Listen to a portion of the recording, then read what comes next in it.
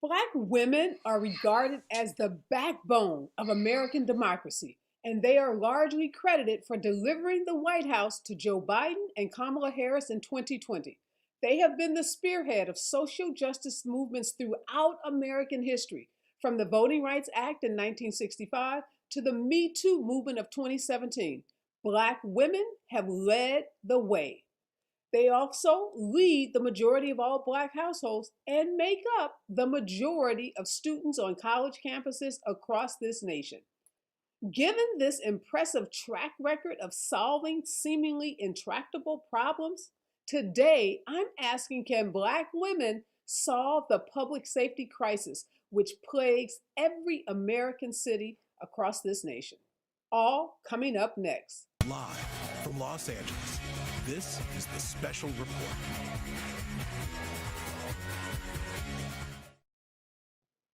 From police shootings to community violence, the U.S. has far more gun related killings than any other developed country. Since 2015, police have killed more than 1,000 people a year. A disproportionate number of those people are African Americans. And in 2020, the U.S. has had a massive increase in non police related murders. According to experts, there has been a 37% increase in violence in American cities across 57 of the largest police jurisdictions. Activists, law enforcement agents, elected officials, and everyday people agree that this level of violence is both abhorrent and unacceptable. But they disagree on how to create a public safety system that respects the humanity of all people and keeps neighborhoods and communities safe. I'm asking today, is more or less police the answer to the nation's public safety crisis? Our guests today weigh in. My first guest is Kimberly Handy Jones. In 2017, her 29-year-old son, Cordell Handy, was shot and killed by the St. Paul, Minneapolis police. Since that time, Kimberly has been working to support families who have experienced gun violence. She is the founder of the Cordell Q. Handy Foundation to support families who have lost children to police and community violence. Thank you this morning for joining me, Kimberly. Thank you for having me. I just want to start by saying I'm so sorry for the loss of your son, Cordell. Before we, even talk about police violence, community violence, just tell us a little about your son. My son was a giver. He loved people. He loved life. He just walk in the room, and when he'd walk in the room, he just lighted up those deep dimples in that infectious laugh. Just he was a mama's boy. I miss him because I could depend on him to call me every day and check up on me and see how I'm doing. And he just loved life. He loved people. I mean, there was nothing. Cordell would take the shirt off his back and give it to a person. Anyone in need, Cordell was willing to help. I'm so sorry about that. So just tell us a little about how he was killed by police. Well, he had a mental episode, uh, and he at one point went to call the police, and then he hung up. And so from that point at 2:09, I got a call in the morning, and he said to me, "Mama, if anything happens to me, you know what it is." And so I said, "Cordell," and I called his name like 2 or 3 times, and he didn't say anything. So it was at that point he was trying to get out of the apartment building to save his own life. And so when he went down to the corner, he sat down on the corner and he raised his hand, and one cop began to fire. And when that one cop fired, then the other one joined in, firing at my son, riddling his body with 8 bullets. And as far as I've been able to tell from the research I've done, those officers were never charged or never prosecuted for your son's death. No, no one was ever charged for his death, and that's pretty much the culture around the globe. And I know since your son's tragic death, you didn't waste a minute yourself becoming very involved, becoming very active in the city of Minneapolis originally. working on behalf of other families who had lost, loved ones to gun violence. What has that journey been like for you since 2017?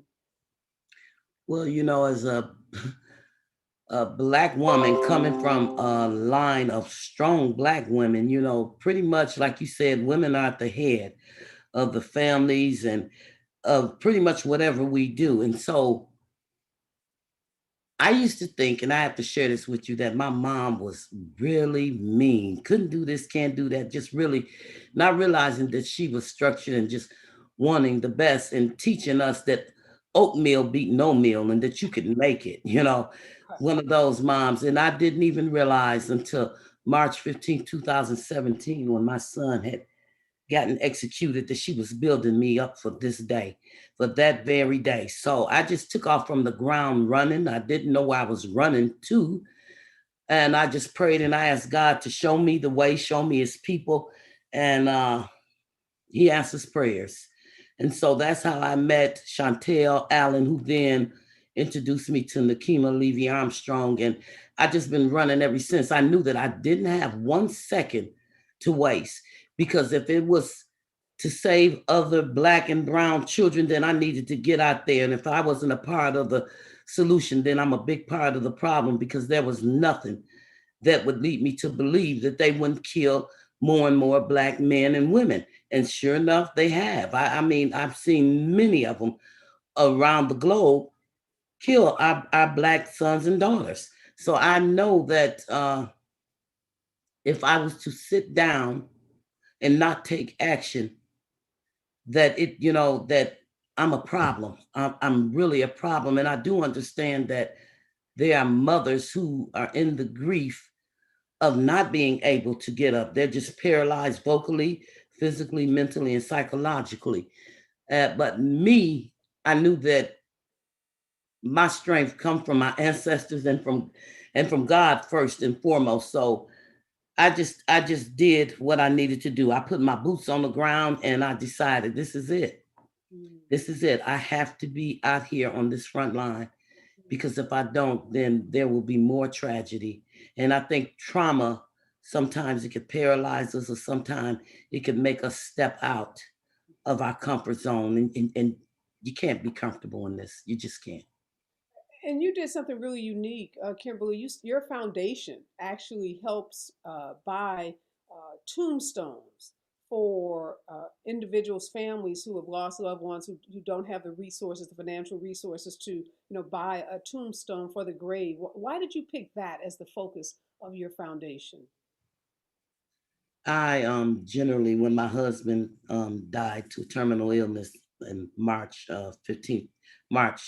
28th, I'm sorry, of 2015, I would go and I'd always clean off his headstone, and my mom's and family members out there. So when Cordell was executed, I was out there cleaning the headstones, and I got to his, and I really just couldn't stop weeping. And I knew that I wanted a foundation. I just didn't know what. So as I'm out there weeping and cleaning, and it just looked like God just spoke to me and said, here it is. This is what you can do. You can give headstones to parents who don't have this fortune. It was a fortune. I'd be around a lot of parents. So I hear the stories. Well, our kid don't have a headstone, and it's hurtful, to hear. And I'm not thinking then how fortunate I was, but when I was out there at the cemetery, I realized, God had spoke to me. This is your vision. And so my son Cordell, I could hear him saying, "Make it happen," because that's how he would tell me, "Make it happen, baby." So when I got done, I went, and that's when I started to do the work. And I remember the first banquet we gave, it was Nekima and it was just a 2-woman show. And it was 8 parents, including myself, that came, for Stolen Lives. We had the community in Minnesota is just beautiful. It's always beautiful. They always stand in and support. So it was a lot. It was a lot. But I tell you, we were able to give away 2 headstones. And those headstones can be costly. But I always say, if you get one yes from God, it don't matter about all them no's. And I tell you, that one yes was more than enough for me, and it's been thriving ever since. Yeah. So I read that you've given away and maybe more now, but the number I read was 14 headstones to families. Yes, and we're going to be giving away more this year. I believe in raising the bar. Yeah. No, and you know, as a mother, and you said about your husband, your son, headstones are so significant in so many communities, particularly in the Black community, the way that we honor, folks that we've lost, going to the grave site, cleaning them out, leaving flowers, leaving other mementos. It's a way that we celebrate the life of folks that we love. So what an amazing vision that was put on your mind and your heart. And thank you for carrying out that work. I do want to ask you though, how are you feeling? You started this work in 2017, and in some ways, I don't know. Do you feel like things have gotten better since 2017? Have they gotten worse, or are they pretty much the same as it? First, we'll talk about police violence, and then we'll talk about community violence. But as it relates to police violence, are you feeling encouraged that things are, on the path and moving in the right direction? I feel as though we as Black women are moving in the right direction and leading the way. That's my feeling right now. And we do have some Black men on the front line as well, but I feel like Black women is really pushing. But no, you get a victory. We could look at George Floyd. I don't know necessarily if that was justice. I see it more as accountability. But you get that accountability. And I shared with Nekima, I said, just as I was getting the feeling of, victory, seeing Derek Chauvin get all three guilty verdicts, it's kind of unsettling in my spirit because 20 minutes after that, we look at Makia Bryant get gunned down by Columbus, Ohio policemen. And my sister lives in Columbus, so I had just left the day before. And the next day, on the 20th, we get that accountability victory. And then 20 minutes later, Right. this young lady is gunned down. And I mean, it seems like, yeah, we'll get 2 steps up and they 3 steps back after they kill someone, but it doesn't stop us. We remain relentless. We remain out there on the front line, and we're going to continue to keep our boots on the ground. I feel like any day that God gives you breath, any day above ground is a good day, and it's a good day to do what we need to do to save our children's lives.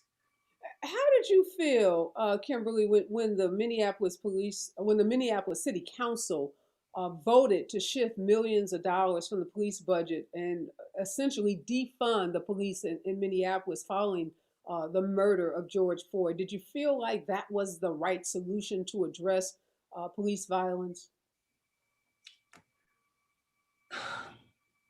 Not really. I feel like they need to take those resources and put them out in the community. You have people that are homeless, people that have mental health issues, and all this money is all being shifted in the wrong places. We need programs for our children. There's so many other needs out there for Black people in general. And for them to take money and shift it in areas where it's not needed, we need necessities for Black children, I and they're want not doing that. I want to bring into the conversation now Chauntyll Allen. She's a school board member for St. Paul Public Schools and the founder of Black Lives Matter Twin Cities and Love First. Good morning, Chauntyll. Good morning. Good morning. Thank you for having me. Yeah, no, thank you for being here. And I want to bring you in because I've been talking to Kimberly about police violence, but what we know is crime is up. We'll call it, non-police related crime is up around the country, and particularly in Minneapolis. Reports are that murders doubled in that city in 2021. That rape is Yeah. up 22%, robberies up, 250% increase in gunshot victims. And I know the three beautiful kids behind you in that artwork are kids who've lost their lives to senseless, gun violence. So when you look at what the Minneapolis City Council did first in terms of voting to defund the police, and then later restoring, millions of dollars to that budget to increase the number of police officers on the force, what do you think about the decisions being made by the City Council? Are they the right decisions? One, well, let's break the question up. The first decision to defund, do you think that was the right decision to address police violence in that city? Yeah, I mean, I think that the police hold a lot of dollars in their budget that they use for community engagement, and they're not engaging properly. So I think the first thing is we need to look at, I'm not talking about eliminating police officers, I'm talking about eliminating pieces of the budget that don't necessarily belong to police officers. They have their hot dog pitcher money, they have the fun in the park things that they do that they call community engagement. But how can you engage with a community that you're constantly traumatizing? So those dollars need to be in the hands of community members that are out here in the streets finding ways to prevent violence, finding ways to prevent homelessness, finding ways to find jobs for young people in the community. And we need those dollars to go in those directions. That's the front end of public safety. The front end is preventing poverty, because poverty leads to crime. So if we leave the poverty issues up high, and we have those problems high, of course we're going to have high crime, right? And so it's like we keep taking dollars from the community and putting it into the police department, and then the community is lacking, and then they're struggling, they're trying to survive, and nobody's thriving in the community, and therefore crime happens. Now they say we need more police officers. It's like, which comes first, the chicken or the egg? And we have to really look at that. The reality is poverty comes first. So, We didn't have, go ahead. I imagine that you are not in agreement with the city council's vote to add 8 million, or I think $6 to $8 million back to the budget, and to recruit an additional 200 plus officers. Absolutely not. Absolutely not. We need to not, like I said, I think, just the other day I was back to back going to graduations. And when I pulled up at this charters, we defunded our police department out of the St. Paul Public Schools. But when I pulled up at this charter school's graduation because I was there to see some other kids, there was a bunch of police officers along the side. So I went around and I parked on the other side. And as I was leaving, shots fired off. There was just random, no one got shot. But the thing is that police don't prevent the shooting from happening. Because whoever it was that was shooting were right on the side with all the police officers that were lined up. I didn't hear any sirens go. I didn't hear anybody take off running to prevent whatever was happening. That's not a prevention, that's a reaction. Police officers come when the crime already happens. And as we can see with the case of Winston Smith, even the U.S. Marshals or folks that are put in place to do detective work, they're not really targeting real murderers. We look behind me and we have these young kids who were murdered. 2 of them were murdered about a month ago. We still haven't found any 3 of these shooters, but yet they targeted in on Winston Smith for a missed court date. How does that make sense? And so we really have to look at how we're using our dollars, the dollars that they do have. And then we also need to look at the dollars that they're misusing and see how we can put it into the community to prevent violence in the first place. Yeah, I want to bring Nekima Levy Armstrong to the conversation. She's a civil rights attorney. She's former president of the Minneapolis NAACP and now the executive director of Wayfinder Foundation. She's a returning and recurring guest on the show. Thanks so much, Nekima, for joining us this morning. We're talking about public safety and what's the right solution. And this Winston Smith case that Chauntyll has made reference to, help us understand what happened in that case, because that's just 2-3 days ago. It seems like every time I'm talking with you, there's been another shooting by the police in Minneapolis of a Black person. Now, obviously, this wasn't the Minneapolis Police Department, it was the Sheriff's Department, the U.S. Marshals, but bring us up to speed in terms of what happened with Winston Smith. Well, thank you for having me, Areva, and I'm just honored to be a part of the show with your amazing guests as well. One of the things that really strikes us about what's happening in the Twin Cities is the fact that even in the aftermath of George Floyd being killed, a trial that caused people around the world to hone in on Minneapolis, we still have law enforcement officers who are out of control, acting like glorified cowboys. And that's what we saw happen in the case of Winston Smith. He was gunned down on June 3rd. The world is just now beginning to hear about his case, in large part because our major paper in this state, the Star Tribune, picked up scanner information from a police scanner that claimed Winston Smith was a murder suspect. They did not verify that information, they ran with it. And then all the other news outlets picked up on that, and that was the narrative about Winston Smith. But essentially, Winston Smith was a 32-year-old Black father of three, two daughters and one son. He was a comedian and a hip hop artist, and he was beloved by so many in our community. You know, a lot of the DJs and comedians and artists. So people were shocked that this man could be killed. He had had lunch at a very popular restaurant called Stella's in uptown Minneapolis, which is a more affluent part of the community. And apparently while he was having this lunch date at Stella's, he posted about it on social media. And he walked across the street and to the parking ramp.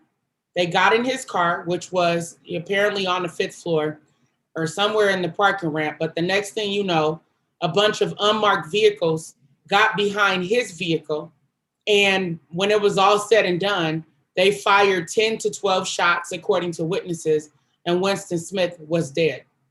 And so there's no body camera footage because according to the U.S. Marshals, they were not required or allowed to wear body cameras.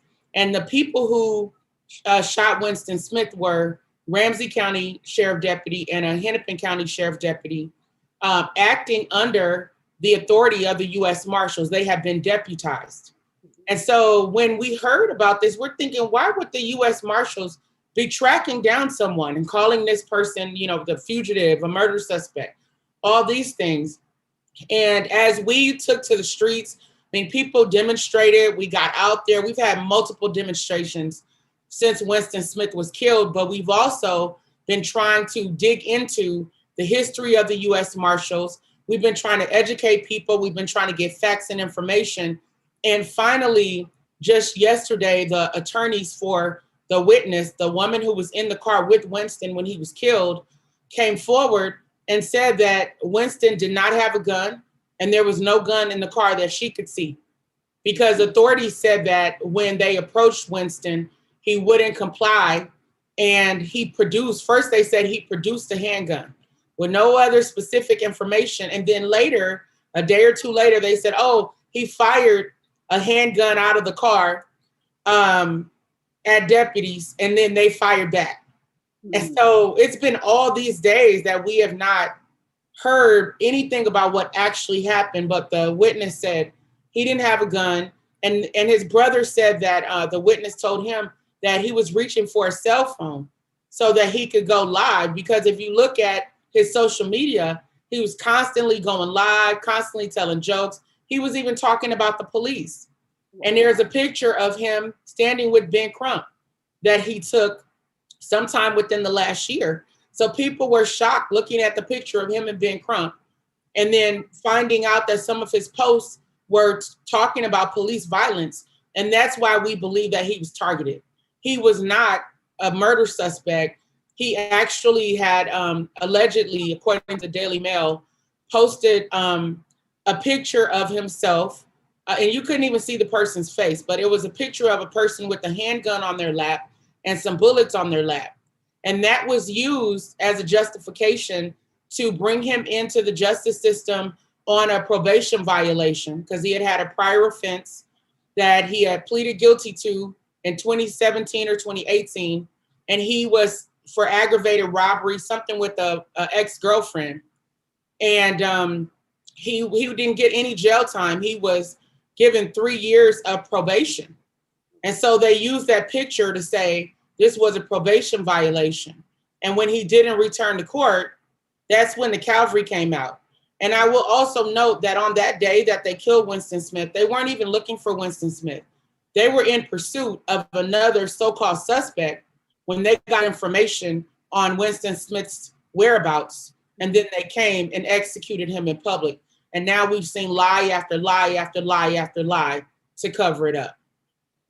Well, Nekima, yeah, that story, I've read multiple accounts about Winston Smith, and they're coming late. I mean, he's been, the killing happened, several days ago, and the reports are just coming in and still hasn't risen to the level of really making, breaking through in terms of national news. It's hard to find the reports, and they are all over the place. I just want to ask, I'll go back to you, Kimberly. So here we are in this moment where we have escalating police violence. And it seems like in Minneapolis, we can't keep track of all these different police forces because Dante Wright, that was a whole different, police department, that Brooklyn Center Police Department. And now we have the Hennepin County Sheriff's Department acting under the auspices of the marshals. We had Minneapolis Police Department and George Floyd. So there are all of these, there are 18,000 different police departments across the country. But some residents in Minneapolis, sued the city saying, the city's approach in terms of scaling back or allowing the police department to lose members is making their neighborhoods less safe.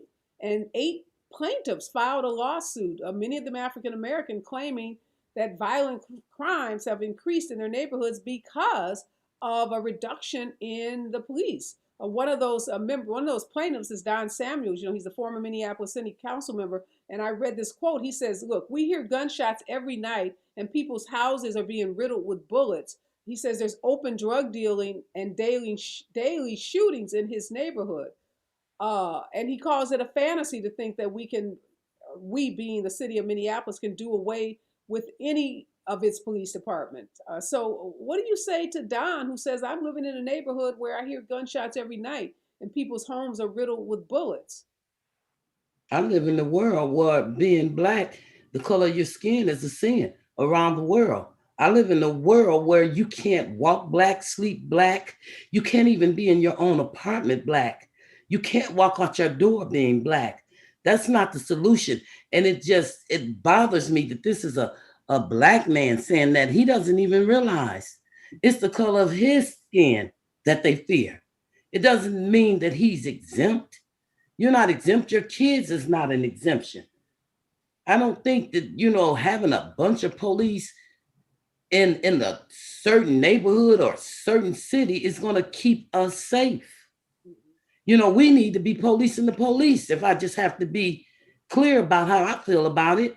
It's funny, like when we're peacefully protesting or having a demonstration, you can get every police force from every city, and we're just being peaceful. So if crime is that high, why are they over there bothering us? I can't figure that out. We don't need policemen in our city to be safe, because I have to be honest and tell you, Areva, they're the real gangbangers. They're the real serial killers. Crime does happen. I'll agree with that. But the majority of the crime that I'm seeing is coming from these police departments and policemen. Yeah. In addition, Areva. Hold on, let me just give you some statistics. What we know is that 2020 has been a year where across the United States, there's been an increase, and some say the highest increase in crime since they've started keeping crime data. That's from some noted criminologists. And we can just look to Chicago, where last weekend, 5 people were killed and anywhere between 45 and 55 injured in gun violence. And that was just from a Friday to a Sunday. So we know this violent crime is happening all over the country, and particularly in Black neighborhoods. And there are a lot of people in these neighborhoods that do think more police is the solution. I just kind of wanted to respond to Don Samuels, because Minneapolis was not a crime-free city before we started protesting against the police. As a matter of fact, when Don Samuels was the city council, I believe we were the Murderapolis of the world. And so that hasn't changed. And then in addition to the fact that when we did start, I can tell you after the Jamar Clark occupation, when Jamar Clark was murdered, there was this blatant refusal of service from the police department where they just were not responding to calls. They were just sitting around. They were, they have this demeanor like, well, you don't need us. And so we're just going to collect a pension, collect a check, and really just not do anything at all. And it's that demeanor that's continuing the pattern of crime in our communities. And we're not going to say that it's an influx because it went down and it went up. But if we think about when Don Samuels was city council, I think it's about equal. We're nothing has changed. It's the same crime that we've been dealing with due to poverty for the last umpteen years since Black folks have been oppressed in America. And so crime is crime. They like to say Black on Black crime, or it's more increased in the Black community. It's more increased in urban communities. It's more increased in urban cities because more people are in those spaces and it's concentrated. It happens to Black people. Black people kill Black people just as much as white people kill white people. And if you look at the statistics, annually, white people kill more white people than Black people kill Black people. So why don't we talk about white on white crime? No, and you're right. And those statistics do bear out that these crimes typically happen in neighborhoods where people know each other, have some affiliation. And then you have segregated communities. So you have Black people in Black communities and the crime is perpetrated against Blacks. And in white communities, you have the same thing happening. Nekima, though, but what we're hearing from, elected officials, folks they're looking for something to blame. They're looking, for some way to address this crime. And it seems like the way to do that is to say all the folks who were talking about reimagining police after the George Floyd, protest of last summer got it wrong. And look what happened because they got it wrong. We're seeing this increase in crime all over the country. Folks disagree with that, but those voices are pretty loud. Areva, they got it wrong before George Floyd was killed, which is a part of why and how he was killed. Those same city council members that went to Powderhorn Park in June of 2020, after the world started watching Minneapolis after George Floyd was killed, had heard these issues. Many of them had been out to protests and occupations. One of our city council members, Jeremiah Ellison, had a gun pointed at him by Minneapolis police, which played a role in him deciding to run to become a city council member. Now, many of these people we did not think were qualified to become elected officials because they're not embedded in the community. They don't have a background as far as problem solving and addressing very complex historical and contemporary issues affecting African Americans and other people of color. They don't have a background in economics, criminal justice, policing, or any of the major issues that are necessary to take a problem-solving approach and actually address these issues. As you may know, I ran for mayor in 2017 on a police accountability platform. And one of the people that I ran against was the current mayor. And he's a young white guy. He's also an attorney. And I told him he didn't have much life experience, much experience around people of color. He wasn't, a parent at that point. So I'm like, you, with all due respect, you're not equipped to manage a diverse city with a lot of complex problems. And he ran anyway. He raised $1 million when he ran. And as a Black woman who's been outspoken for years and with my credentials, I raised $60,000. But I came within a stone's throw of actually being able to win the election, which is a miracle. But the bottom line is that it was very clear that many of these folks weren't qualified. And so how can they look for someone to blame when they have no business in those seats? And while they're in those seats, they're not actively listening to the community. We don't just take to the streets and shut things down. We go to City Hall, we meet with them. We have testified at many city council meetings. We've gone to the legislature and testified. We've helped introduce bills. We've gone to the county commissioners and demanded change and put forward policy recommendations. And these folks haven't listened. So when the world was watching, they used that national platform and all that media attention to say they want to reimagine policing. And it was a half-baked plan. They didn't do any research. They didn't consult any experts. They didn't even come out and do any community engagement. They just literally pulled a random plan out of thin air and then started announcing that they were going to dismantle the Minneapolis Police Department. And I told our city council member for the ward that I live in, which is the same area that Don Samuels lives in, and I said, you're going to help turn Minneapolis into the Wild Wild West. Because people who prey upon people and commit a lot of these crimes that we're talking about, the more serious ones, they're going to take some joy in the fact that it seems like nobody's in charge. The city's in disarray. These elected officials are bickering, and they're going to take advantage of that. And that's what happened. And some of the people who got caught up in these schemes of carjacking are young people who were in need of community programs, in need of extracurricular activities, in need of employment opportunities, in need of a high quality education. We have ranked very high for the education of white children in Minneapolis, but we're at the bottom when it comes to educating Black and brown children. And this has been an open secret in Minneapolis. We know education is a gateway to success, but if you have a public education system that is not serving the needs of children, where you have Black high school seniors graduating who cannot read, it's a recipe for disaster, right? And keeping people in a permanent third and fourth class citizenship level in this country. So it's all interrelated, and you can't blame the people who don't run any of these systems for the conditions that they're experiencing and make them the problem. They are victims of the way that this system has been constructed. And I don't think there's any disagreement about that, Nekima. Kimberly, well, you live in the Waukegan area now, right? You're no longer in Minneapolis. So you're outside of Chicago, but you're close enough to know what that violence is like in Chicago. And I hear you, Chauntyll, when you say this is a bigger problem. It's a systemic problem. Poverty is a part of it. Education, lack of quality education.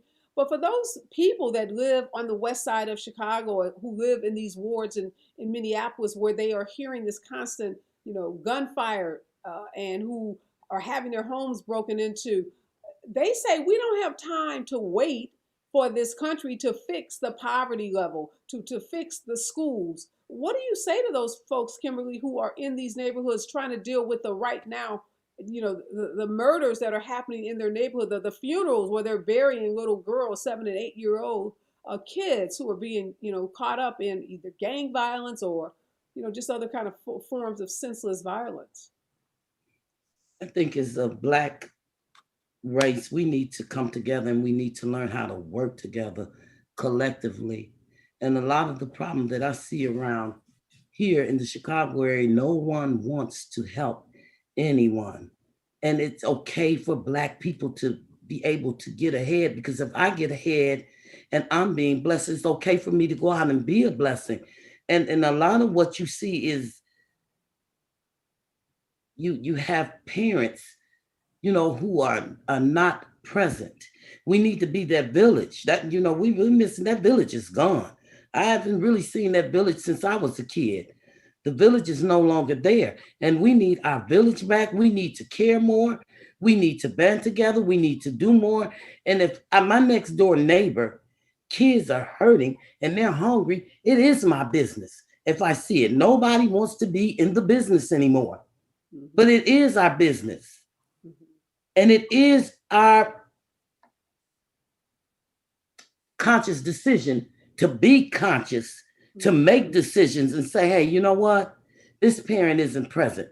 I need to see what I can do for this kid. It's even, and Chauntyll probably could speak to this too, even in the school systems. I worked in the school system. I would see Black kids come to school, they're angry, they're upset. They don't know where they're gonna sleep when they get home. They're gonna be hungry right along with their siblings. And I've taken out time and I would talk to some of them. And I just remember leaving the school, going to the grocery store, bringing to their home something that they could cook, something that's simple, and you say things to the school official and it's like nobody wants to hear it. Everybody's turning their back, but we have to be more involved in our Black kid's life. Mhm. If I see something, it's my business, and I'm going to make it my business. Yeah, and Chauntyll, you work in the schools, obviously, and you just heard Nekima give a pretty scathing,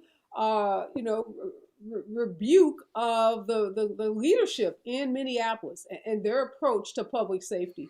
What would you say to them being the leadership who are making these policies? What is the solution to addressing? Because when we talk about public safety, we're talking about Black folks being free from police violence. That's an aspect of public safety. And then we're talking about the violence that took the lives of those 3 kids that are behind you. What do you want those policymakers to do? I mean, we really need to look at it like an epidemic. And when we got into the pandemic and COVID hit, they didn't just say use hand sanitizer, use a mask. We used a mask. We had to stay social distancing. We all had to stay at home. There was all these different rules to mitigate the problem. That's what we need to do now. We need to start to mitigate the problem. We need to look at how do we start to heal from all the trauma that we've endured through our communities. We also need to look at, right now in our cities at least, heroin was a huge problem. And so people were walking around, everybody knows how to use Narcan now. I have Narcan in my car. Well, we need to start learning how to use tourniquets. We need to learn how to start responding to gun violence and how to save lives in the streets, gun violence first aid. We need to shift some of those other poverty issues that I was talking about around housing and some of the things that Miss Handy was talking about in the schools with the poverty. But I look at violence and especially gun violence in our community as a collective responsibility. It's not just one answer. So I look at it as, what is my responsibility as an individual? Well, I happen to be on the school board. So I need to end the school to prison pipeline. I need to stop mass incarceration and start rebuilding our Black families. And so that's my responsibility as a school board member. What's my responsibility as a neighbor? When I see conflict arising, step in and try to de-escalate the problem. Don't just keep egging it on or pull out your phone and start videotaping the situation. If you're in proximity to something that's escalating, it is our responsibility to de-escalate that problem. What is our responsibility as a business owner? To contribute back to the communities that are contributing to us, to give jobs to young brothers and sisters that are out there that need them. Everybody has a responsibility in this process, and we all need to step in, all hands on deck, and make it happen. There's no one solution like increase the police officers in the police department. That's not going to solve the problem.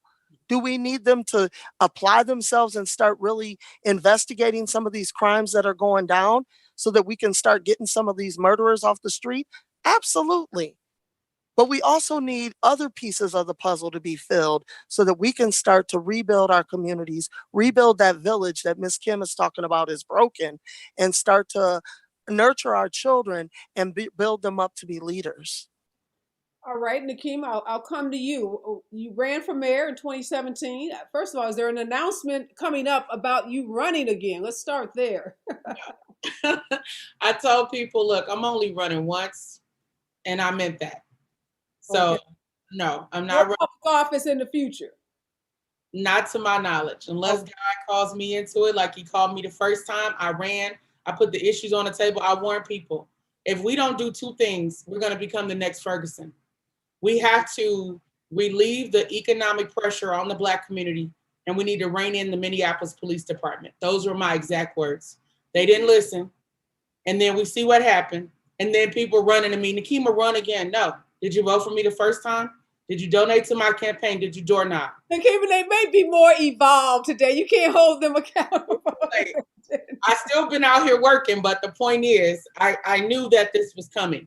Right? Don't be so hard on those. They may not have been at that level where they were able to receive and understand, your vision. And I'm sure a lot of those folks probably regret that decision that they made at the time. But let me ask you, having run for office, having been on the street, I mean, you've done it all. You've been on the streets, you've been, inside. We know you got the cell phone number of the police chief. So you have a bird's eye, you have a 360, I should say, view of this whole problem. What's step number 1? Because we've been talking, when we talk about ending poverty and investing in the Black community, those are big they're like up here, they're really big things, and they're hard to get down to the granular level of how you start those things. So for you, what's step number one?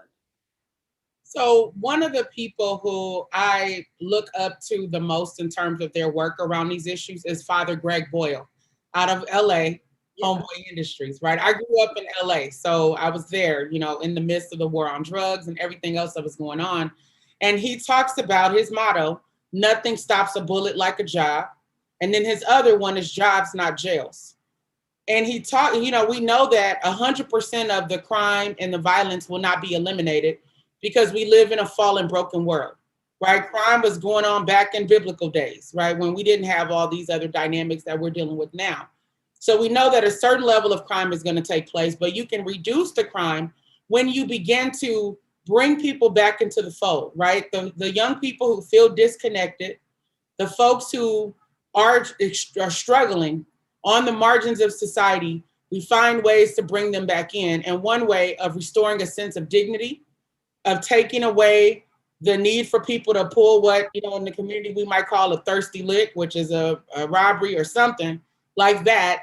You take away that need when people can feed their families, when they have dignity from going to a job, when they have coworkers, when they don't have to fundamentally change who they are to step foot into a job. They don't have to code switch and, with their standards. So help me with what is that? Is this a program? I'm looking for that step one. So I'm hearing in theory what it is, but what's step one? Is it a program in Minneapolis that doesn't currently exist? I think that that's a part of it, right? So you need something like a Homeboy Industries or multiple places like that throughout the Twin Cities, because you don't necessarily want, if somebody lives in, let's say, one gang neighborhood that's beefing with another gang, you don't want them having to necessarily congregate in the same area. But wait a minute, Nekima, I can't imagine that they're not gang intervention, after school programs, job programs, similar to Homeboy Industries. No, there's nothing similar. In Chicago and in urban cities across this country. There's nothing similar to Homeboy Industries. Actually, my law students and I created a program like that called Brotherhood Inc. that was modeled after Homeboy Industries.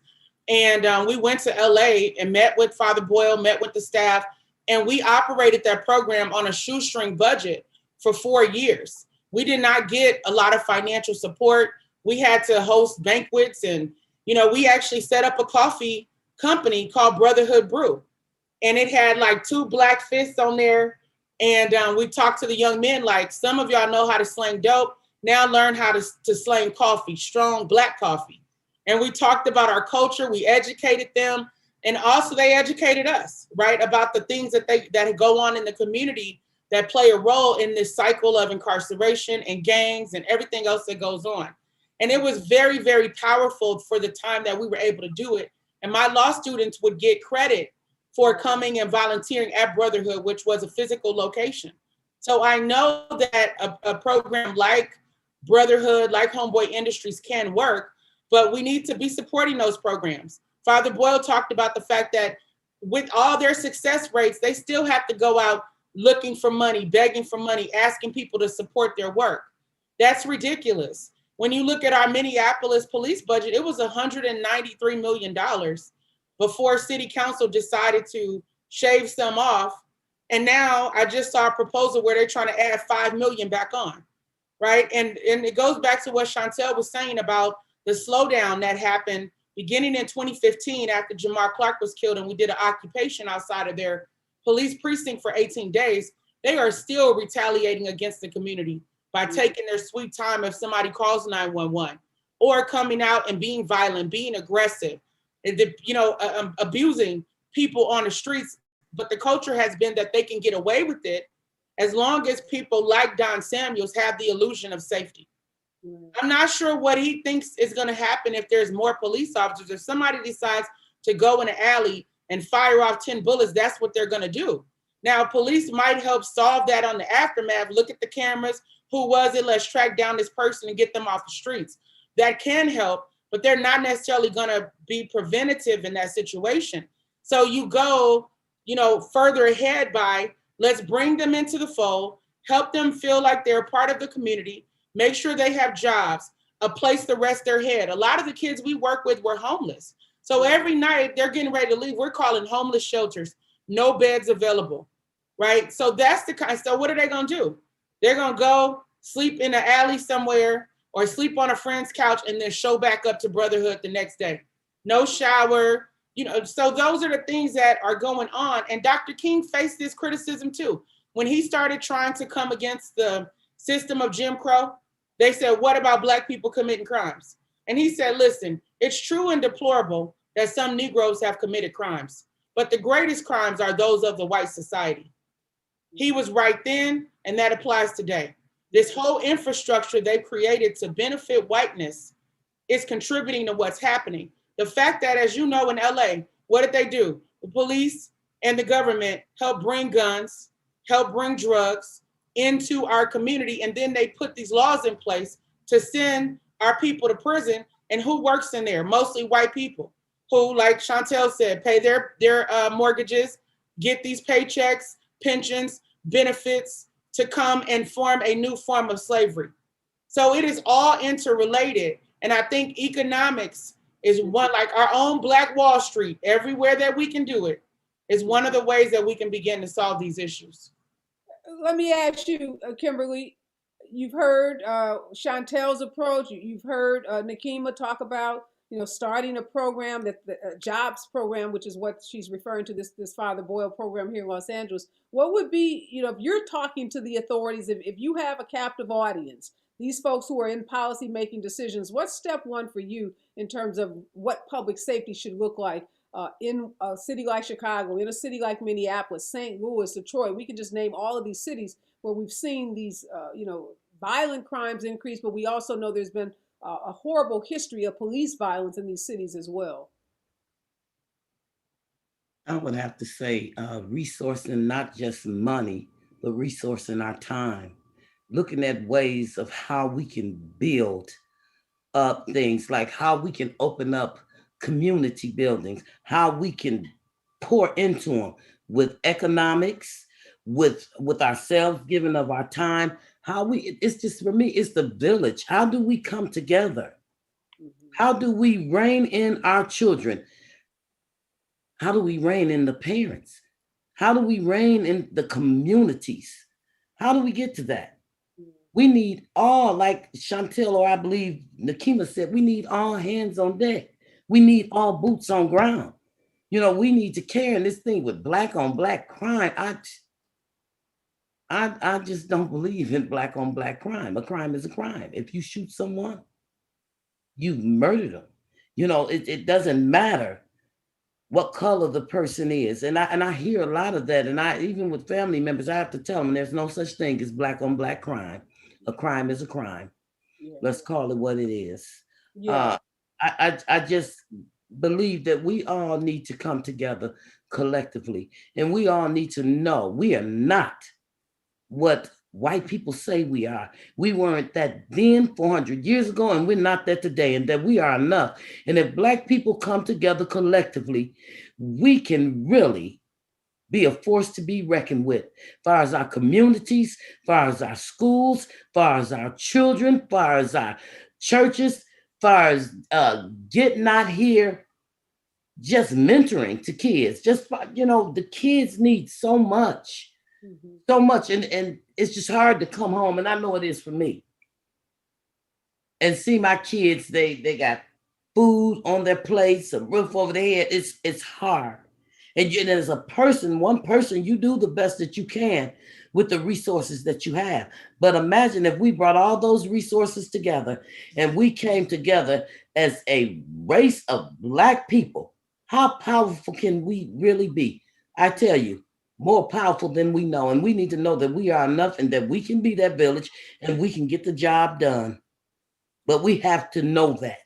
Yeah, we got to end on that note. I love it. We are enough. Thank you, Kimberly, for, I was looking for something positive to end this on, and you gave us that positive affirmation And if we just all embody and embrace that, that's definitely a good place to start. Thank you so much, Kimberly. Thank you, Nekima. Always great to hear you. I don't know about you running for office. I'm not saying it's over. I'm just not claiming that yet. So there may be another office in your future. You just haven't even gotten that vision yet. But we're going to hold space for that, as they would say. And it's going to be a season in time when God going to talk to her. I keep telling her that. I said, right now, you don't feel it's your season, but it's a season in time. And that season in time is coming because she don't even realize with what we're going through, that is God really reining her back in. He's going to speak to her heart. All right, Sister Kimberly and Sister Areva have spoken on that, Nekima. So it is. So it is. Thank you too, Chauntyll, for joining us. You ladies are amazing. Your voices are so critical. This conversation can't happen without having voices like yours at the table, moving those policymakers, being a part of those policy decisions. We need your voices. Stay strong, stay healthy, and keep holding a light for all those folks who've lost their lives in our community. That they need to be, their names need to be recognized, their lives need to be recognized, and women like you are going to make sure that happens. Again, thank you so much for joining me this morning. Thank you. Thank you. What a empowering show. We're talking about a complicated issue this morning. I want to thank all of my guests again, and thanks to all of you for joining me.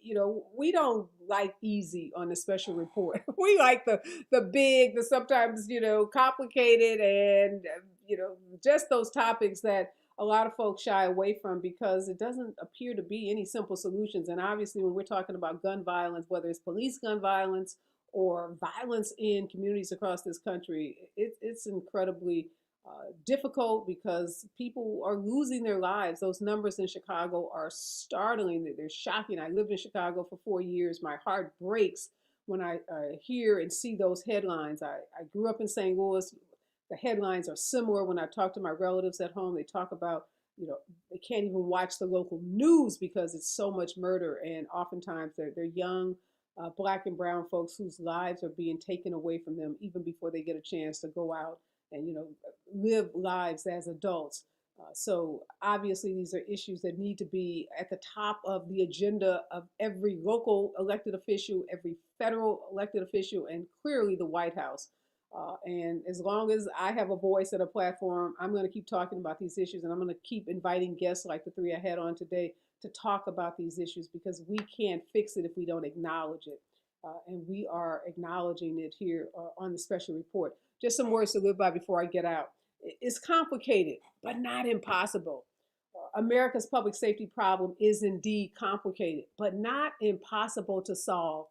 Experts confirm that the 1,000 plus people who die from police violence each year in this country doesn't have to be that way. We can reduce police violence. There have been commissions, there have been studies, there have been experts who have opined on this. They've come up with realistic plans that can reduce police violence dramatically. The question is just, do we have the will to do it? And likewise, we can break the cycle of violence in neighborhoods across this country. We can do so by breaking the cycle of sustained indifference that drives it. Systemic problems require systemic solutions. Police alone can't stop urban violence. It requires a comprehensive and cohesive strategy on every front. We need those apprenticeships that Nekima talked about that provide career pathways to good paying jobs. We need a criminal justice system that stops incarcerating youth for minor offenses and that gives them opportunities to succeed. We need junior colleges and universities to open their doors and to lower their tuition so that Black and brown kids have an opportunity to get higher education. We need a government and private businesses to invest in communities that have seen historic divestiture of resources from housing to grocery stores. In short, if we want to, and I mean really want to as a country, end urban violence, we can do it. And we can end this sense of hopelessness that so many of our young people have today. And we do that by fixing our poor education and healthcare systems, by providing those good jobs and educating our community. And we do that by eradicating the gross income inequalities that have plagued our communities for decades and decades. And as you can tell, this is far bigger than any police department. I'm out, y'all. Be safe out there. Remember, we are all in this together.